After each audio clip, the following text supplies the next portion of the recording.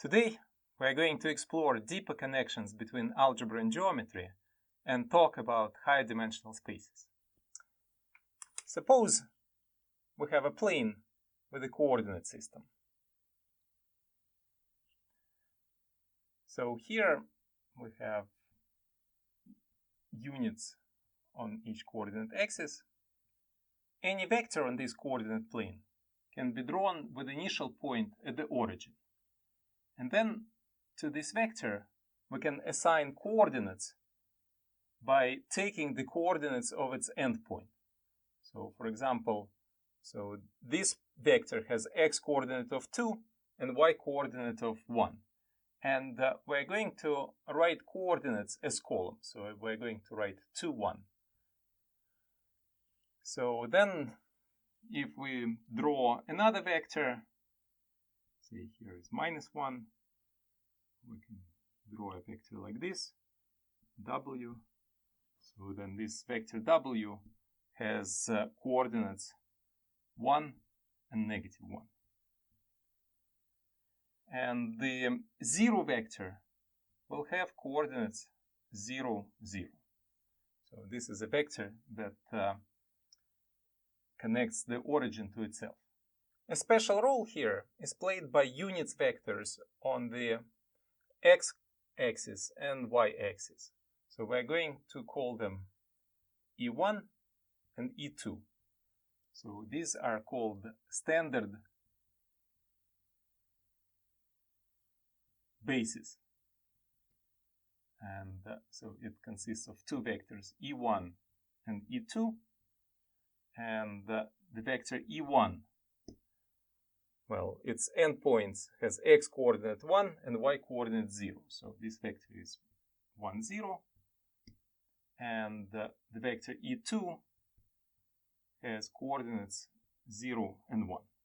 We compute coordinates of vectors by constructing a rectangle with sides on the x and y axis. And from the resulting parallelogram rule, we can write that this vector v, which is 2, 1, so this is 2 times E1 plus E2.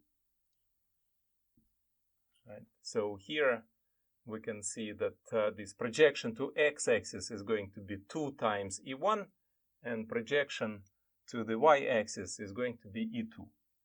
In general, if we have a vector with coordinates A1, A2, then this can be written as A1 times vector E1 plus A2 times E2. Let us now discuss addition of vectors. So if we have one vector A1, A2 and the second vector B1, B2, then to add them, we can write them, the expansions, as linear combinations of basis vectors. So we have A1, E1 plus A2, E2, plus for the second vector we have B1, E1 plus B2, E2. Now if we group things, so we're going to get A1 plus B1, E1 plus A2 plus B2 times E2. And now we can write this back as a column. So this corresponds to the column A1 plus A2, B1 plus B2. So what we see from this calculation is that if we want to add two vectors in their coordinate forms, then we add the coordinates of these vectors component-wise. The same principle applies to multiplication of vectors by scalars. So if we have k times A1, A2, then all we have to do is to multiply each component of a vector by k.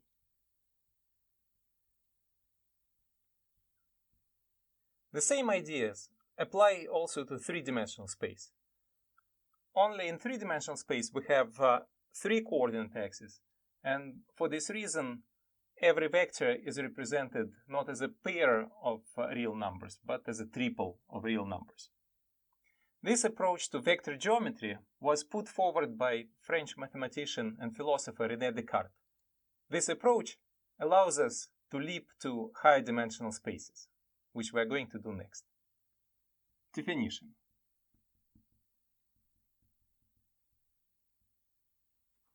The space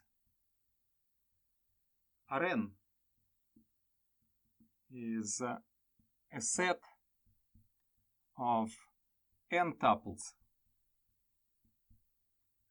of real numbers that we write as columns. We write as A1, A2, ... An, where the components of these n tuples belong to R. And with operations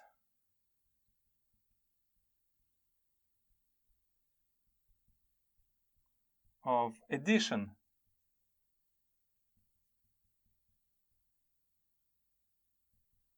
so when we have A1, A2, An, and we add B1, B2, Bn, then addition is carried out component-wise. And so we get a new n tuple A1 plus B1, A2 plus B2, An plus Bn. And there is a second operation, multiplication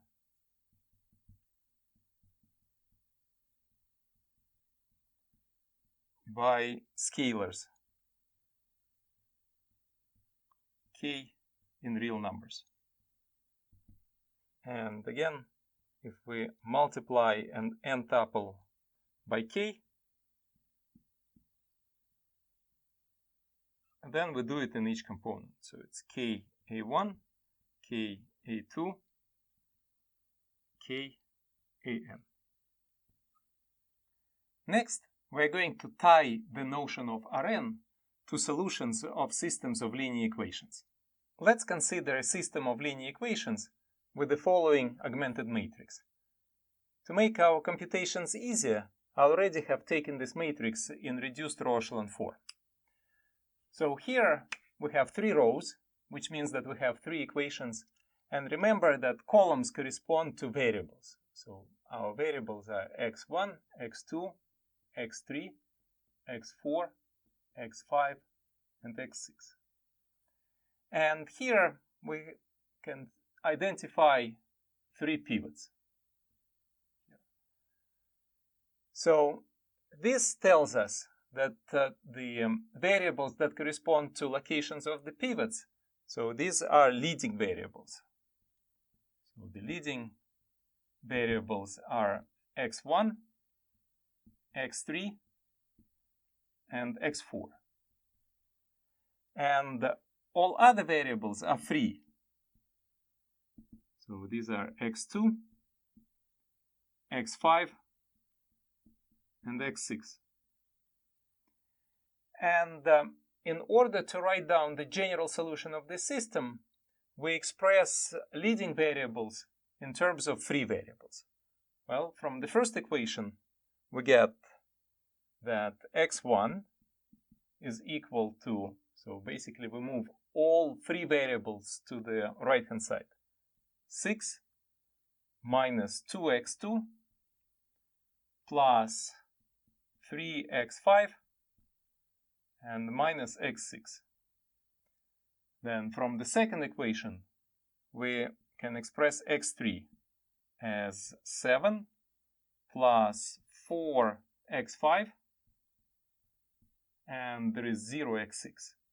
And from the last equation, we can express x4 as 8 plus x5 plus 2x6. Next, we introduce free parameters, one for each free variable. So we say x2 is equal to s, x5 is equal to t, and x6 is equal to r. Then we can express leading variables in terms of three parameters using these equations here. So x1 is going to be 6 minus 2s plus 3t minus r. Then x3 is 7 plus 4t. And x4 is 8 plus t plus 2r. This is what we call general parametric solution.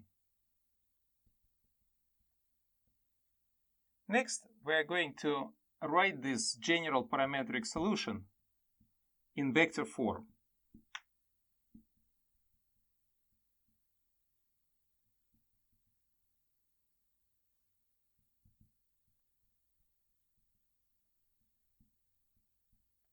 We take the column of unknowns, x1, x2, x3, x4, x5, x6. So we're going to denote this as x bar. And we equate this to a vector with components that are our parametric solutions. So for x1, we put 6 minus 2s plus 3t minus r. And we have s, 7 plus 4t, 8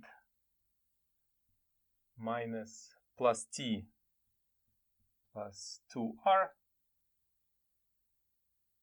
and t and r.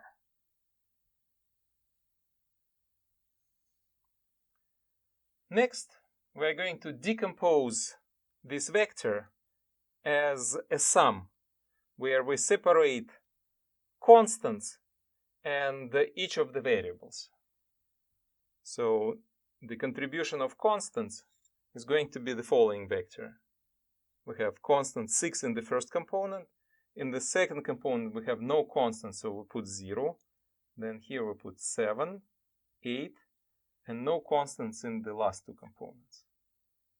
So this is a constant vector, plus a vector with s components. So we have here negative 2s, s, and then no s components in the last four positions. Plus, now we have a vector of t components. So we have 3t, 0, 4t, t, t, and 0. And finally, we have a vector of r components, minus r, 0, 0, 2r, 0, and r. So if we add 4 vectors in the right-hand side, then we will get precisely the vector that corresponds to our general solution. And the last step to do in this calculation is to pull out 3 parameters as common factors. And then we get, so we don't touch the vector of constants, so 6, 0, 7, 8, 0, 0, plus, now the second column has a common factor of s. So we write this as s as negative 2, 1, 0, 0, 0, 0. The next vector has a common factor of t.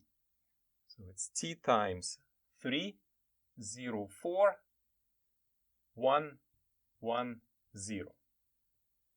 And the last vector has a common factor of r, and we have r times minus 1, 0, 0, 2, 0, 1. This is what is called the general parametric solution of a system of linear equations in a vector form.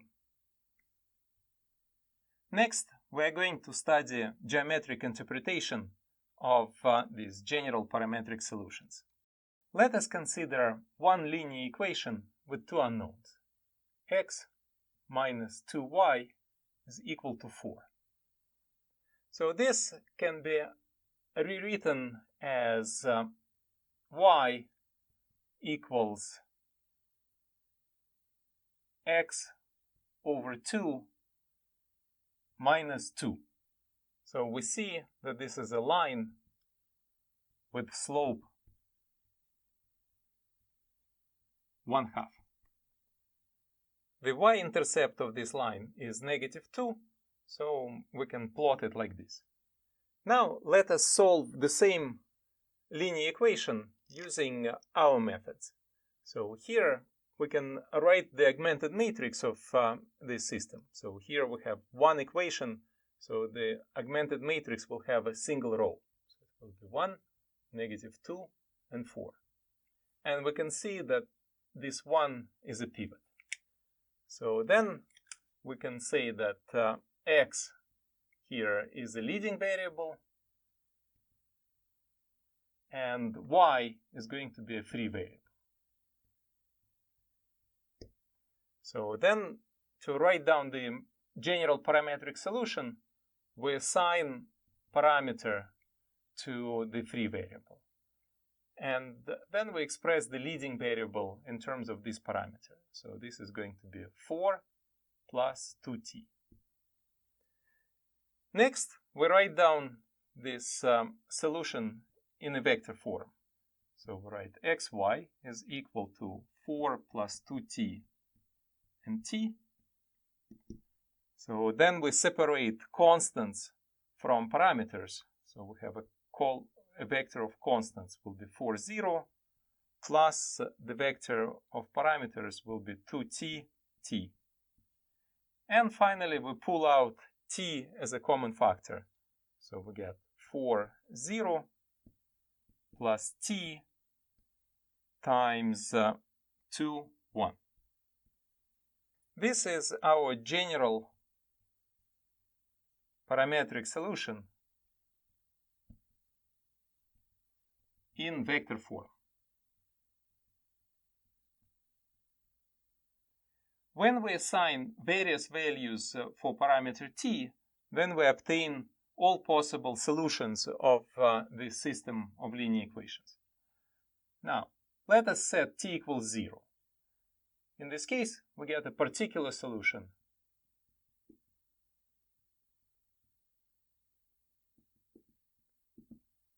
So where xy is, well, if t is equal to 0, then this term will disappear and we just get our vector with constants. So this says that x is equal to 4, y is equal to 0 will satisfy this equation. And geometrically, this corresponds to one particular point on this line. So this is the point 4, 0 that corresponds to this particular solution. What is interesting to us is the interpretation of this vector 2, 1. So this vector 2, 1 goes along our line here. So if we take this vector, then this vector will have coordinates 2, 1. Right? So it's 2 in x direction and y in 1 direction. So what we see is that this vector is parallel to this line. And the way how we can interpret this general parametric solution in vector form is that we take an initial point 4, 0 that lies on this line, and then we add to this a multiple of this directing vector 2, 1. So this will be called directing vector here.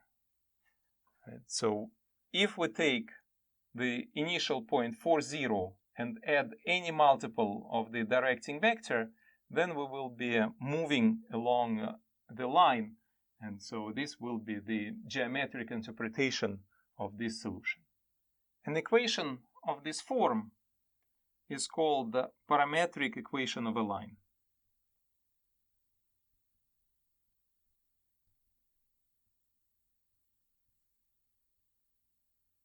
Let's look at one example. So suppose I take a parametric equation like this. So xy equals 2, 3 plus t times 1 minus 1. So this is parametric equation of another line. So how can we see this new line? So here, so 2, 3 is an initial point on this line. So this means that, well, if we set t equals 0, then we see that 2, 3 is part of this equation. And so we mark this point 2, 3 on our plot. And then this vector 1 minus 1 is the directing vector of this line. So this tells us, so if we draw a vector 1 minus 1 with the initial point here, so then this vector will look like this here. And this tells us what's the direction of this line. And so then if we start adding to initial point various multiples, positive and negative, of this directing vector, then what we're going to get is we're going to get this line that goes like this. So this will be the line which corresponds to this parametric equation. If we have a parametric equation of a line, we can recover non-parametric equation. So how can this be done? So here, let us write for these parametric equations the components. So here this says that x is equal to 2 plus t, and y is equal to 3 minus t. And all we have to do is we have to eliminate our free parameter t. So from the first equation, we can see that t is equal to x minus 2. And then we substitute this in the second equation, and we get y is equal to 3 minus x minus 2. And this is 5 minus x. So we get that non-parametric equation of this line is y equals 5 minus x. Let us look at geometry of two equations now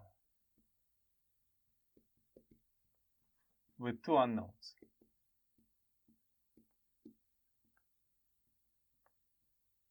And we're going to exclude equations of the form 0 times x plus 0 times y equals constant. Because if this constant is non-zero, then this will have no solutions. And if constant is equal to 0, then this equation is completely redundant, because every point on a plane will satisfy the equation 0x plus 0y is equal to 0. So we're going to exclude equations like this. So now, if we have a system ax plus by is equal to k1, cx plus dy is equal to k2, then geometrically this corresponds to a pair of lines. Now, there are different cases how this can look like. The generic case, case 1, is when these two lines are not parallel. Right? Then in this case, so one line will be ax plus by is equal to k1, and the second line is cx plus dy is equal to k2. And in this case, we have a single point of intersection, so we have a single solution.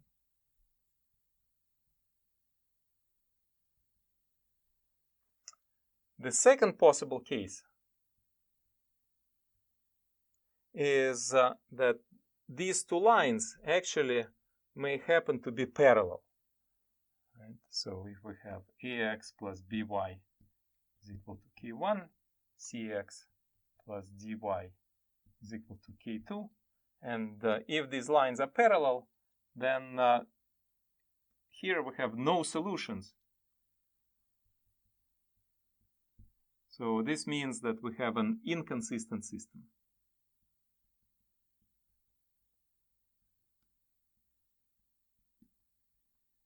And when we do Gaussian elimination, then as a result, we will get one equation of this form with the non-zero right-hand side. And finally, we have case 3. It could happen that both equations represent the same line. So ax plus by is equal to k1, and cx plus dy is equal to k2. So this happens when these two equations are proportional to each other. Then in this case, we have so the set of solution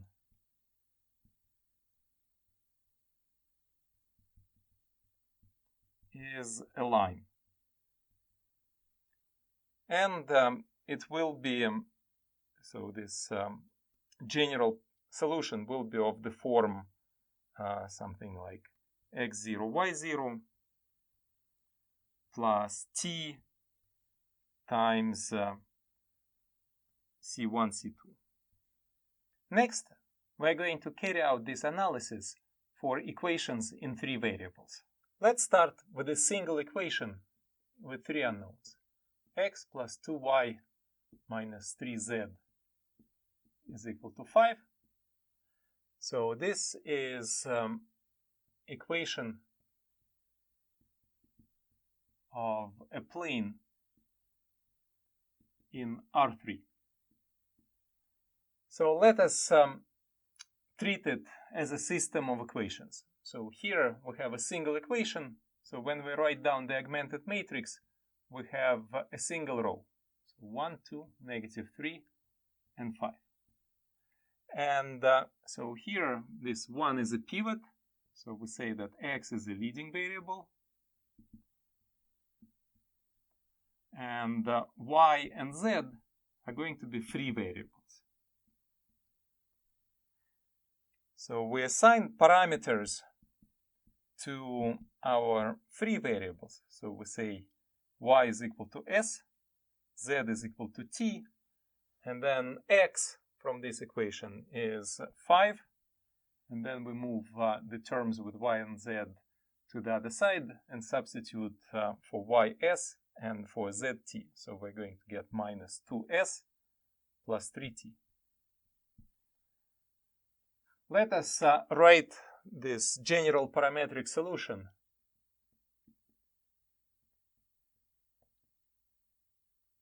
in vector form.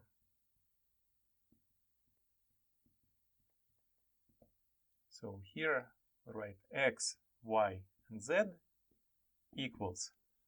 So we separate constants from each of the variables. So it will be 5, 0, 0 plus s times, so the coefficient in the first position is negative 2, 1, and there is no s in z component, and plus t times 3 in the first component, none in the second, and 1 in the last. So this is the general parametric solution in vector form. Now, let's give a geometric interpretation of this solution. So in R3, we have so a coordinate system, so with x, y, and z axis. And now, so 5, 0, 0 here is a particular solution.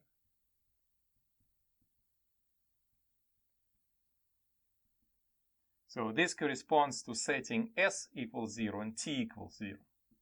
So we can mark this point on the graph. Well, in this particular case, it lies on z-axis. And so then we take these vectors -2, 1, 0, and 3, 0, 1 with this as initial point. So we'll have two vectors. I'm not going to draw them accurately, just for illustration purposes. And what we see is that we obtain a general solution if we start at this point and then add to this point some multiple of the first vector and some multiple of the second vector. So these vectors will be called either spanning vectors or directing vectors. 3, 0, 1. So these are directing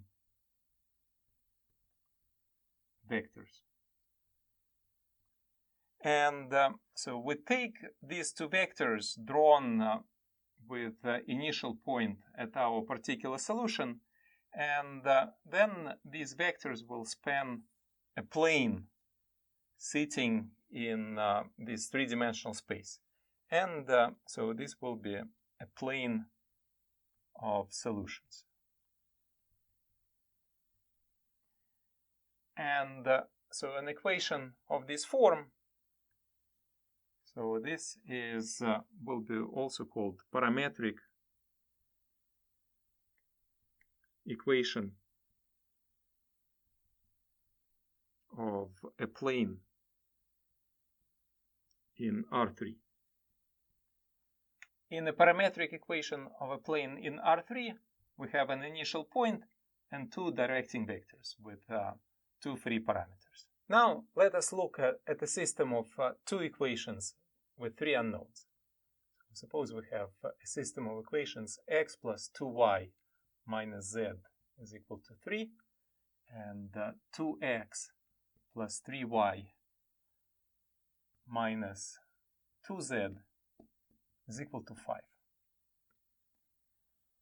Now, let us write down the matrix of this system. So we have 1, 2, minus 1, 3, and 2, 3, minus 2, 5. So we need to do row reduction here. So what we say is new row 2 is row 2 minus 2 row 1. So the new matrix will become 1, 2, minus 1, 3. 0 here. 3 minus 4 is negative 1. Minus 2 minus negative 2 is 0. And 5 minus 6 is negative 1. And so then we can switch the sign in the last row by saying R2 prime is negative R2. So then we get 1, 2, minus 1, 3, 0, 1, 0, 1. And finally, to bring it to a reduced row echelon form, so we say new row 1 is row 1 minus 2 times row 2. And this will give us the matrix 1, 0, negative 1, 1, 0, 1, 0, 1. So here we've got two pivots.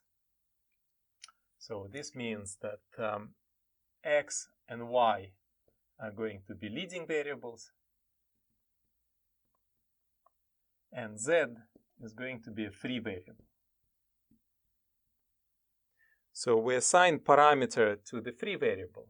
So we said z is equal to t, and then the values of x and y are obtained from these equations. So our first equation says x minus z is equal to 1. So this means that x is equal to 1 plus z, so 1 plus t. And the second equation says that y is equal to 1, so like this. And so this is our general parametric solution. And we write this general parametric solution now in vector form. General parametric solution in vector form. So it looks like this. So we have x, y, z equals, so we just put this as components, 1 plus t, 1 t, and then we separate constants from parts with t. So this will be 1, 1, 0 plus t, 0, t.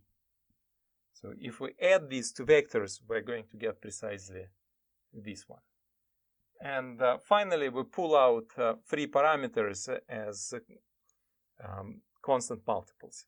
So we get 1, 1, 0 plus t times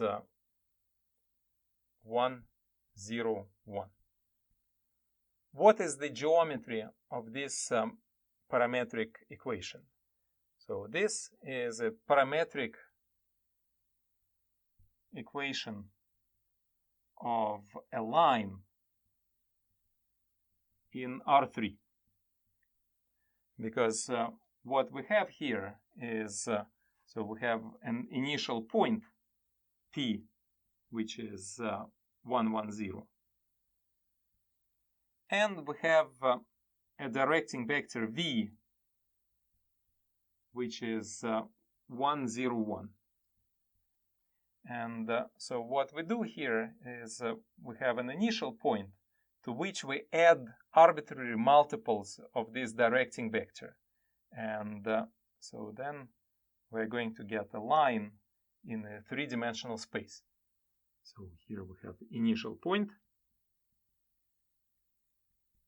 and directing vector.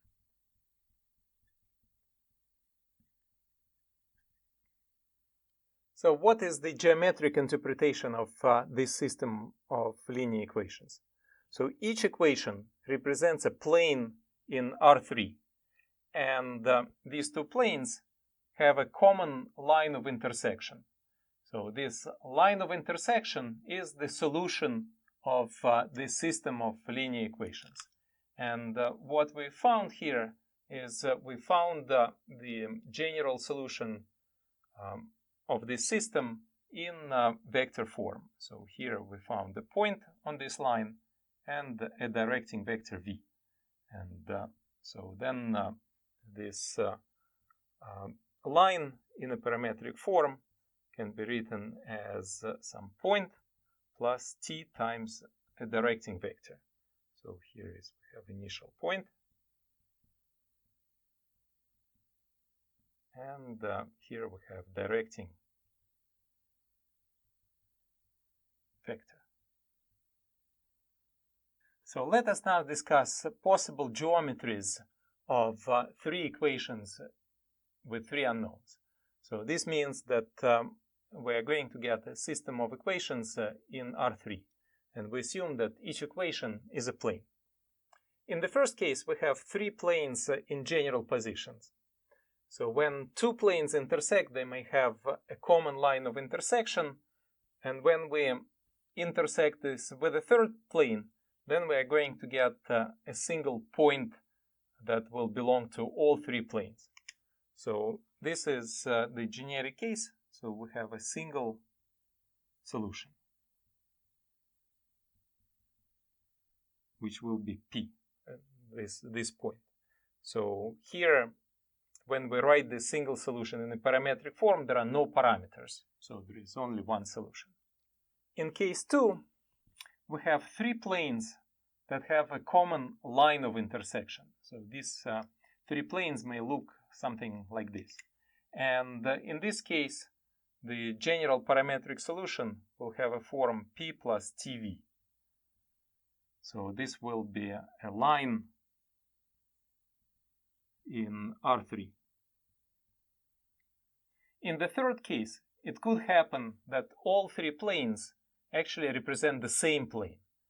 So this happens when all three equations are proportional to each other. So in this case, we will have a general parametric solution of the form P plus TV plus SU. And so this is a parametric equation of a plane in R3. It is also possible that we have three planes with no common points of intersection. So for example, this happens when pairwise intersections of planes are lines that are three parallel lines. So in this case, we have no solutions, and the system is inconsistent.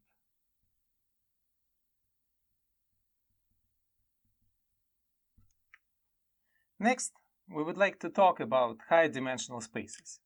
So what we want to do is we want to understand things like R4, what it is and how does it look like. Algebraically, so this is a very simple object. So this is a set of vectors with four components. So there is no real difference between R2, R3, of R4. At the time of René Descartes, so people largely ignored objects like this because there was simply no use for R4 in that life. Today, we use vector spaces of very high dimensions on everyday basis. For example, in digital signal processing, snippets of audio recordings could be vectors in R1024, for example. Another application of high-dimensional spaces is in data science. From the point of view of data analyst working for a large corporation, every customer is a vector in Rn, with n being a very high number. Here, we just package all possible characteristics of a customer in a long vector. Let us try to visualize R4. This is hard to do because our brain has a lot of experience with dealing with planes and the three-dimensional space, but not R4. In order to understand R4 and high-dimensional spaces, it's instructive to see how we can build high-dimensional spaces from the lower-dimensional spaces. Let's take a plane. So on a plane, we can choose a line. And so here we have a plane. And then we take this line and we can stratify the whole plane by a set of parallel lines. Basically, we can think that we have a line and then we start moving in a direction which is perpendicular to this line and shift this line in this new direction. So likewise, when we go to R3, we can start with a plane and then start shifting this plane upwards. And then we get a stratification of R3 with a set of parallel planes. And so we slice up R3 by planes going in the direction perpendicular to this plane. In the same way, we can think that we start with the space R3, and then we have to imagine that we take a new direction which is perpendicular to all directions in R3, and then we start stacking these three-dimensional worlds next to each other, shifting in this new direction. And in this way, we can stratify four-dimensional space using three-dimensional slices. And when we move from slice to slice, we go in the direction which is perpendicular to the three dimensions of R3. Now, it's easy to say that let's start moving in a direction which is perpendicular to all three dimensions of this room. So in our everyday life, we do not experience these additional dimensions. But abstractly and mathematically, so we can easily do this. From physics point of view, one possible interpretation of this new dimension is time.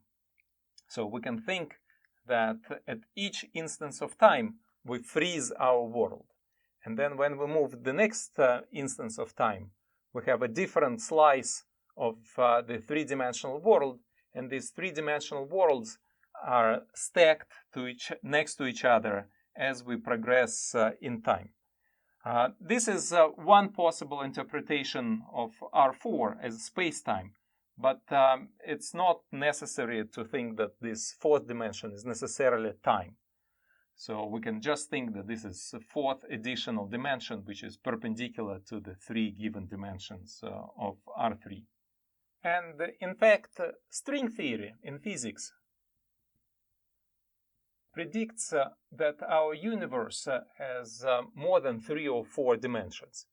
So it just predicts that our world has either the number of dimensions in our world is either 26, or alternative theories say that it's 10 or something else. Now, how can this be? So, because clearly in our everyday life we experience 3 dimensions of this world. It is conceivable that our world has 3 gigantic dimensions and several dimensions that are microscopic.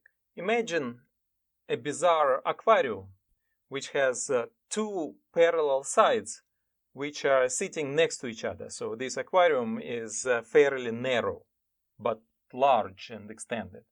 And imagine that we place a big fish in this aquarium, which is big flat fish. Then this fish can swim around but can never flip inside this aquarium.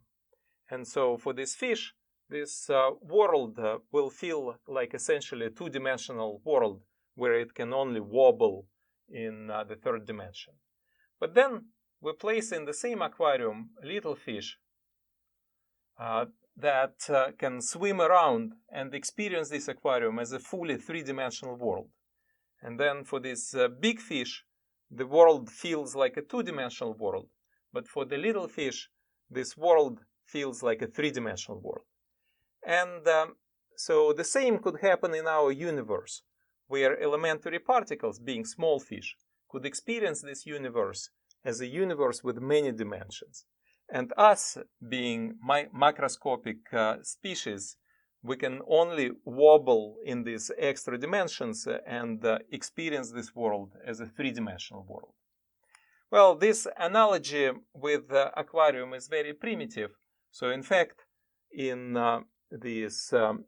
string theory, so this universe has no sides, and these extra dimensions are twisted and circled upon themselves in loops. And, so they're wound around, and so there is no boundary here.